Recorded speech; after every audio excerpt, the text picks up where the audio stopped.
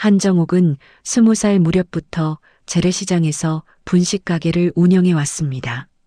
새벽 5시면 어김없이 가게 문을 열고 떡을 찌고 튀김 반죽을 준비했죠. 손님이 뜸한 오후 시간에도 그녀는 다음날 재료를 손질하며 쉬지 않았어요. 하루 14시간씩 일하는 게 일상이었습니다. 남편은 민수가 초등학교에 입학하기 전 공사장 사고로 세상을 떠났어요. 그날 이후 정옥은 혼자서 아들을 키우겠다고 이를 악물었습니다. 시장 사람들은 그녀를 성실한 가게 주인으로 기억했어요. 정옥이 엄마 오늘도 일찍 왔네. 몸은 좀 어때? 단골 손님들은 가끔 반찬을 싸들고 와가게 앞에 놓고 갔습니다. 정옥은 허리가 아파 밤마다 파스를 붙였지만 병원 갈 시간조차 아까웠어요. 그렇게 모은 돈으로 오래된 아파트 한 채를 샀습니다. 아파트는 낡았지만 지하철역에서 가깝고 근처에 학교가 있어 집값이 조금씩 올랐어요. 정옥은 15년 동안 대출을 성실히 갚았습니다. 완납이 끝난 날 그녀는 집문서를 안방 서랍 깊숙이 넣어두었어요. 이제 이 집은 온전히 우리 거야. 그녀는 혼잣말을 하며 서랍을 닫았습니다. 은행에는 정기예금 통장 몇 개를 따로 만들어 두었어요. 노후 자금, 민수 결혼 자금이라고 이름을 붙여 놓았죠. 아파트 근처에는 정육점을 하는 김 사장, 채소 가게 박 아주머니, 슈퍼를 운영하는 부부가 있었어요. 오래 알고 지낸 이웃들이었습니다. 정옥은 가끔 저녁을 먹으며 생각했어요. 자신이 늙으면 이 집이 민수에게 든든한 기반이 되리라고요. 그때까지는 버텨야지. 그녀는 다음 날 장을 보러 나갈 준비를 하며 작은 소리로 중얼거렸습니다. 민수는 중소기업 영업과장으로 일하고 있었어요. 야근과 접대가 잦아 늘 피곤한 얼굴이었습니다. 회사 동료 상훈이 어느 날 그를 불러 세웠어요. 민수야, 이제 결혼 생각 좀 해봐. 괜찮은 사람 소개해 줄게. 상훈은 여러 번 소개팅 자리를 만들어 주었습니다. 몇 번의 만남 끝에 민수는 서윤이라는 여자를 만났어요. 33세 서윤은 보험 설계사로 일하고 있었습니다. 단정한 옷차림에 말투도 침착했어요. 저는 경제 계획을 세우는 걸 좋아해요. 미래를 준비하는 게 중요하잖아요. 서윤의 말에 민수는 믿음이 갔습니다. 민수는 어머니에게 서윤을 소개했어요. 정옥은 며느리가 될 사람이 공손하게 인사하는 모습을 보고 마음에 들었습니다. 어머니, 가게 일 제가 도와드릴게요. 서윤은 앞치마를 두르고 설거지를 거들었어요. 결혼식은 작은 예식장에서 조용히 치러졌습니다. 식이 끝난 오후 세 사람은 아파트로 돌아왔어요. 서윤은 짐을 정리하며 집안 구조를 꼼꼼히 살폈습니다. 어머니, 금고는 어디에 두세요? 정옥은 며느리를 믿는 마음에 안방 옷장 안쪽을 가리켰어요. 비밀번호는 민수 생일이야. 나중에 바꿀 수도 있고. 서윤은 고개를 끄덕이며 금고 위치를 확인했습니다.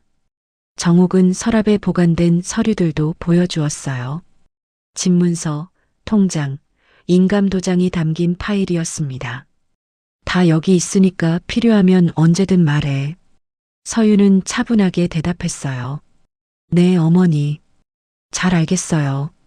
그날 밤 집이 조용해지자 서윤은 침대에 누워 휴대폰을 꺼냈습니다. 메모장의 금고 위치, 서류 보관 장소, 비밀번호를 하나씩 적어 내려갔어요. 화면 불빛이 어둠 속에서 희미하게 빛났습니다. 결혼 후 첫 주 동안 서윤은 모범적인 며느리였어요. 출근 전에는 정옥의 혈압약을 챙겨 식탁에 놓았습니다. 퇴근 후에는 설거지와 청소를 자발적으로 도왔어요. 며느리 복 타고났네. 우리 정옥이. 시장 상인들은 부러운 눈으로 정옥을 바라봤습니다. 주말이 되자 서윤이 제안했어요.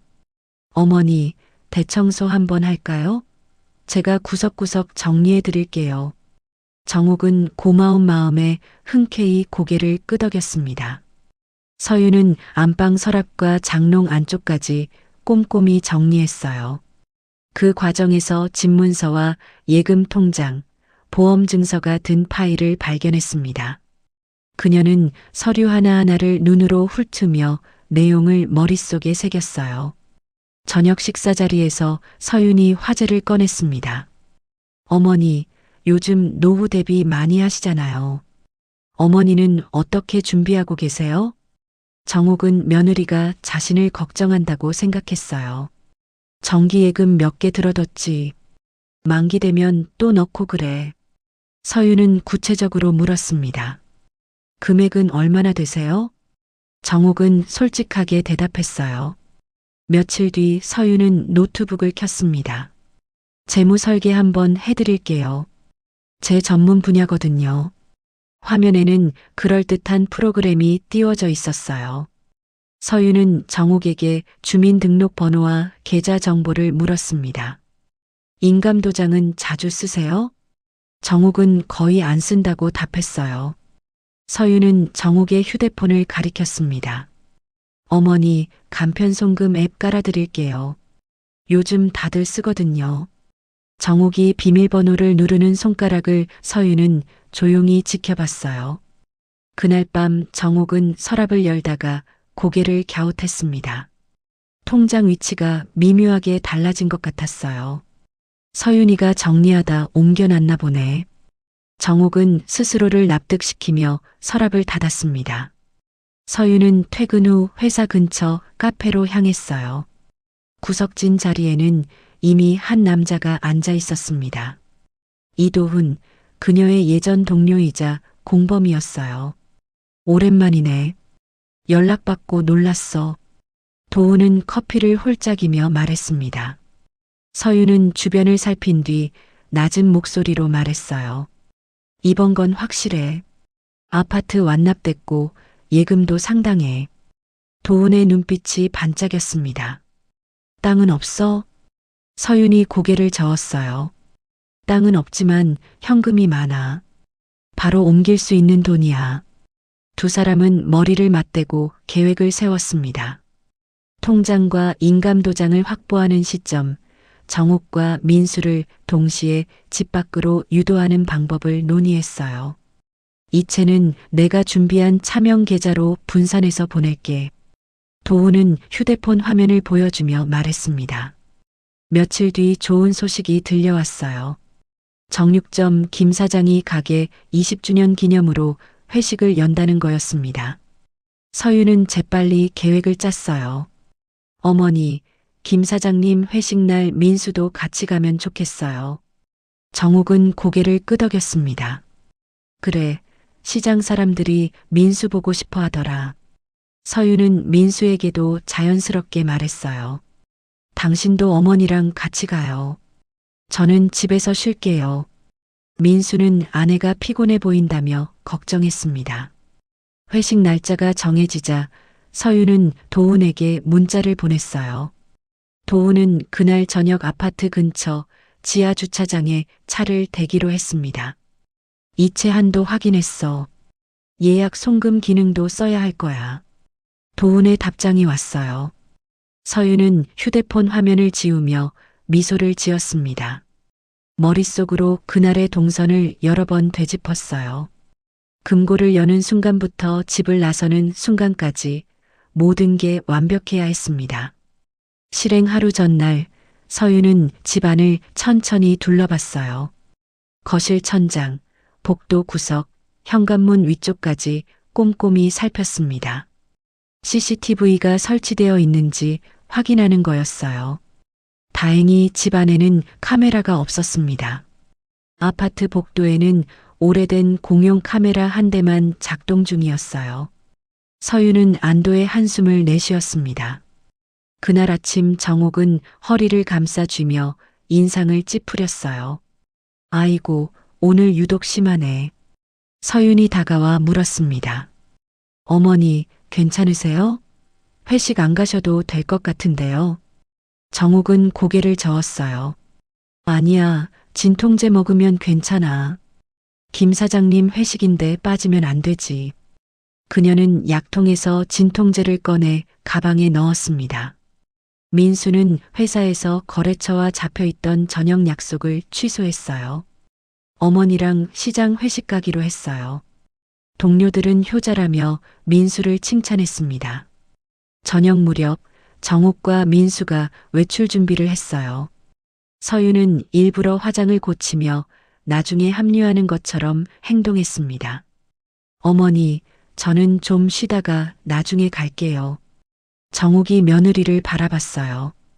피곤해 보이는데 그냥 쉬어. 우리끼리 다녀올게. 서유는 고개를 끄덕이며 미안한 표정을 지었습니다. 두 사람이 현관문을 나서는 소리가 들렸어요. 서유는 거실 전등 하나를 켜두고 세탁기도 돌려놓았습니다. 생활 패턴이 유지되는 것처럼 보이게 하려는 거였어요. 그 시각 도우는 차 안에서 온라인 뱅킹 앱을 점검하고 있었습니다. 이체 한도, 예약 송금 기능, 차명 계좌 목록을 하나씩 확인했어요. 휴대폰 화면에서 푸른 빛이 어둠 속에서 반짝였습니다. 모든 준비가 끝났어요. 정옥과 민수가 집을 나선 뒤 서유는 시계를 봤어요. 10분 정도 기다렸다가 움직이기로 마음먹었습니다. 그녀는 모든 방의 창문을 다시 한번 확인했어요. 안방으로 들어가 서랍을 열었습니다. 인감도장과 집문서를 꺼내 금고 앞에 나란히 놓았어요. 금고 비밀번호는 며칠 전 이미 파악해 두었습니다. 정옥이 통장을 확인할 때 옆에서 지켜본 거였어요. 서유는 숫자를 눌렀습니다. 금고 문이 부드럽게 열렸어요. 안에는 예금 증서, 현금 봉투, 작은 귀금 속 상자가 가지런히 놓여 있었습니다. 서유는 미리 준비해둔 큰 손가방을 펼쳤어요. 서류와 현금을 차례로 집어넣었습니다. 귀금 속은 작은 파우치에 따로 담았어요. 무게가 제법 묵직했습니다. 휴대폰을 꺼내 인터넷 뱅킹 앱을 실행했어요. 정옥명의 계좌가 화면에 떴습니다. 서유는 여러 차명 계좌로 금액을 분할해 이체하기 시작했어요. 한도에 걸리는 계좌는 예약 송금 기능으로 다음 날 아침에 자동 이체되도록 설정했습니다.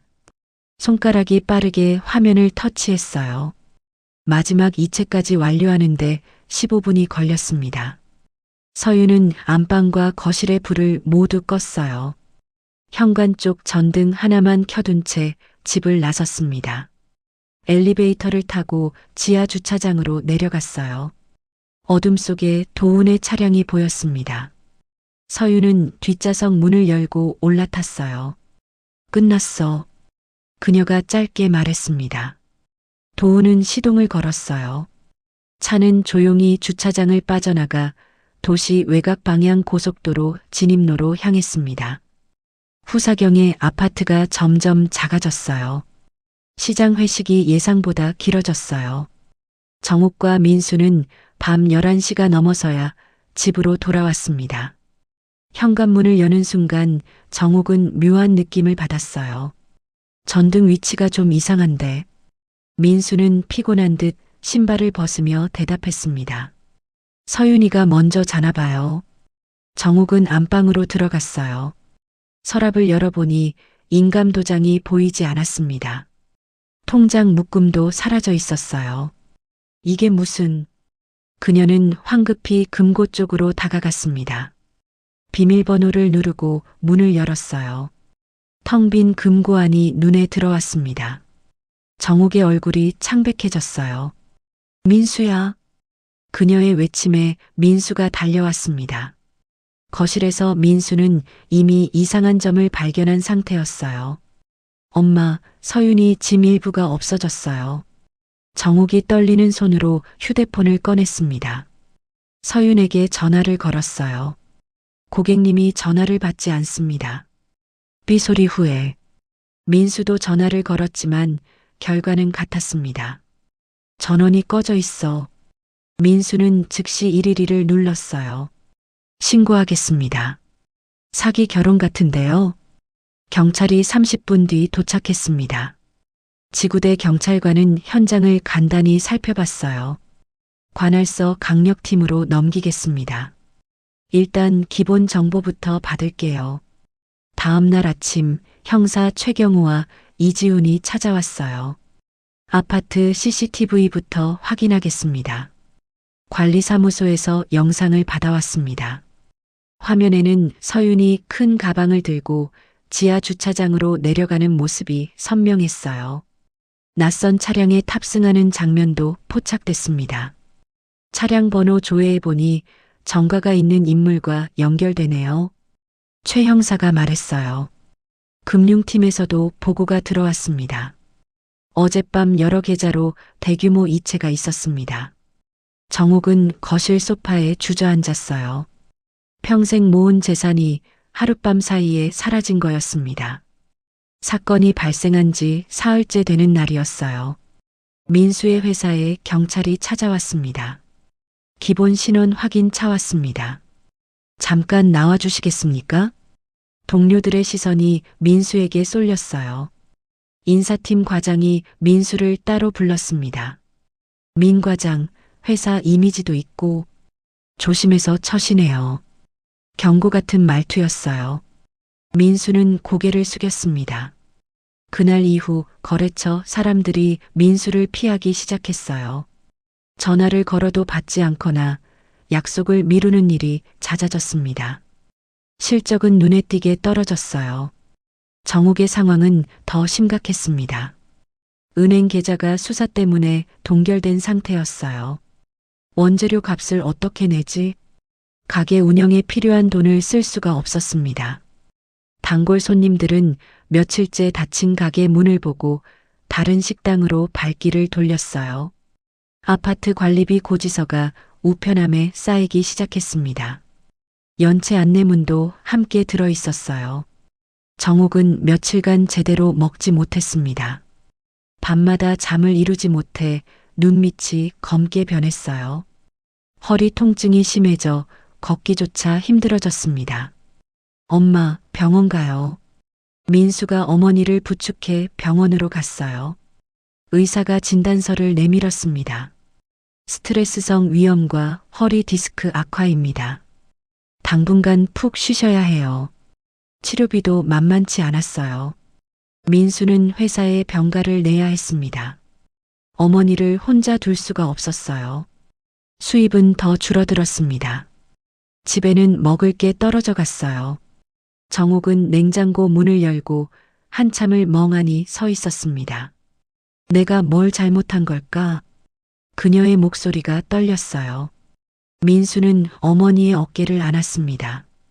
두 사람은 말없이 거실에 앉아 창밖을 바라봤어요. 사기 피해의 후폭풍이 삶의 모든 부분을 무너뜨리고 있었습니다. 병원 치료를 받은 뒤 정욱은 조금씩 기운을 차렸어요. 그녀는 시장으로 나갔습니다. 정육점 김 사장이 반갑게 맞아줬어요. 정욱이 엄마 무슨 일이야? 얼굴이 왜 그래? 정욱은 사건의 전말을 이야기했습니다. 김 사장은 주먹을 쥐었어요. 우리 친척이 택시 기사야. 혹시 서윤이가 탔는지 알아볼게. 채소가게 박 아주머니도 거들었습니다. 부동산 아는 사람한테 물어볼게. 외지 여자가 월세 알아본 적 있는지. 시장 사람들이 팔을 걷어붙이고 나섰어요. 며칠 뒤 택시 기사 친척에게서 연락이 왔습니다. 사건 당일 밤 그 아파트 근처에서 여자 손님 태웠대요. 외곽 버스터미널까지 갔다고. 최 형사가 이 정보를 받았어요. 버스터미널 CCTV를 조회하겠습니다. 영상에는 서윤과 도훈으로 보이는 남녀가 야간 고속버스에 탑승하는 장면이 찍혀 있었습니다. 남해안 방면 버스네요. 금융정보분석원에서도 보고가 올라왔어요. 차명 계좌에서 다시 무역회사 계좌로 송금됐습니다. 추적 결과 남해안 항만 인근 환전소와 연결됐습니다. 환전소 CCTV에 두 사람의 모습이 포착됐어요. 출입국 시스템 확인 결과 동남아행 화물선 예약 명단에 있습니다. 최 형사가 출항 일정을 확인했습니다. 내일 오전 출항이네요. 잠복조 배치하겠습니다. 출항 당일 항만 곳곳에 사복 형사들이 흩어졌어요. 서윤과 도훈은 평범한 여행객처럼 위장했습니다. 수수한 가방을 들고 출국 심사대 앞에 섰어요. 모니터를 보던 이 형사가 무전을 잡았습니다. 목표물 포착. 출국장 입구 쪽. 형사들이 재빨리 접근했어요. 신분증 확인 좀 하겠습니다. 서윤의 얼굴이 굳어졌습니다. 가방을 열자 현금 다발과 예금 증서, 귀금 속이 쏟아졌어요. 현행범 체포합니다. 수갑 소리가 차갑게 울렸습니다. 최 형사가 정옥에게 전화를 걸었어요. 검거했습니다. 재산 일부는 회수 가능할 것 같습니다. 정옥은 전화기를 든 채 한참을 말이 없었습니다. 서윤과 도훈은 구속 기소됐어요. 사기죄, 특정경제범죄 가중처벌법 위반 혐의였습니다. 검찰 조사 과정에서 다른 지역 피해자들도 진술서를 제출했어요. 공소 사실이 점점 늘어났습니다. 재판이 시작됐어요. 법정에는 정옥과 민수도 참석했습니다. 서윤은 피고인석에 고개를 숙인 채 앉아 있었어요. 피고인 할 말 있습니까? 판사가 물었습니다. 서윤은 입을 열지 않았어요. 공범 중 한 명이 가명을 위해 자백을 시작했습니다. 조직의 계좌 목록과 자금 흐름을 다 알려드리겠습니다. 그의 진술로 숨겨져 있던 예금, 계좌들이 드러났어요. 경찰과 검찰은 추가 계좌를 동결했습니다. 피해자들에게 분배 절차를 시작하겠습니다. 검사가 법원에 요청했어요. 정옥은 전체 피해액의 절반 정도를 돌려받을 수 있었습니다. 전부는 아니었지만 최소한의 생활은 가능한 금액이었어요. 선고 공판일이 왔습니다. 피고인 서윤, 징역 5년. 피고인 이도훈, 징역 6년. 판사의 목소리가 법정에 울렸어요. 실형이었습니다. 집으로 돌아온 정옥과 민수는 오래 이야기를 나눴어요. 엄마, 이 집 처분하고 작은 전세로 옮기는 게 어때요? 민수가 조심스럽게 말했습니다. 정옥은 천천히 고개를 끄덕였어요. 그래야겠지. 이제 큰 집은 필요 없어. 회수된 돈으로 작은 전세 아파트를 얻었습니다. 남은 자금은 정옥의 치료비와 가게, 재개 비용으로 썼어요. 이사를 마친 뒤 정옥은 시장을 다시 찾았습니다. 정옥이 엄마, 돌아왔구나. 상인들이 반갑게 맞아줬어요. 정옥은 작은 분식 코너 한 칸을 빌렸습니다. 예전보다 규모는 작았지만 다시 시작할 수 있었어요. 민수는 회사에서 내근직으로 자리를 옮겼습니다. 야근이 줄어든 대신 어머니를 더 자주 볼 수 있게 됐어요. 엄마, 오늘 저녁은 제가 만들게요. 민수가 냉장고 문을 열었습니다. 정옥은 아들의 뒷모습을 바라보며 작게 미소 지었어요. 사건이 종결된 지 1년이 흘렀어요. 정옥은 여전히 시장에서 분식 코너를 운영하고 있었습니다. 가게는 작았지만 단골 손님들이 하나둘 돌아왔어요. 정옥이 엄마 떡볶이 여기가 제일 맛있어. 손님들의 말에 정옥은 환하게 웃었습니다. 영업시간은 오전과 점심으로 제한했어요. 저녁에는 집에서 쉬기로 했습니다. 무리하면 안 돼. 정옥은 스스로에게 다짐했어요. 주 2회 물리치료를 받으러 병원에 갔습니다. 허리 상태가 많이 좋아졌어요. 시장 상인들은 예전보다 정옥을 더 챙겼습니다. 김 사장이 반찬을 싸들고 왔어요. 이거 먹고 기운내. 박 아주머니는 과일을 한 봉지 내밀었습니다. 우리가 있잖아. 정옥은 고마운 마음에 눈시울이 붉어졌어요. 민수는 회사에서 내근직으로 일하고 있었습니다. 야근은 거의 없었어요. 주중 저녁이면 어머니 집에 들렀습니다. 엄마, 오늘 장 좀 봐드릴까요? 민수가 장바구니를 들고 나섰어요. 그는 결혼에 대해 다시 생각하게 됐습니다. 겉모습보다 그 사람의 기록과 행동을 먼저 봐야 한다고요. 사기 피해자 모임에도 참석했어요. 저도 비슷한 일을 겪었습니다. 다른 피해자들의 이야기를 들으며 민수는 위로받았습니다. 어머니의 재무 계획도 다시 세웠어요. 무리한 투자 대신 안정적인 적금과 보험을 선택했습니다.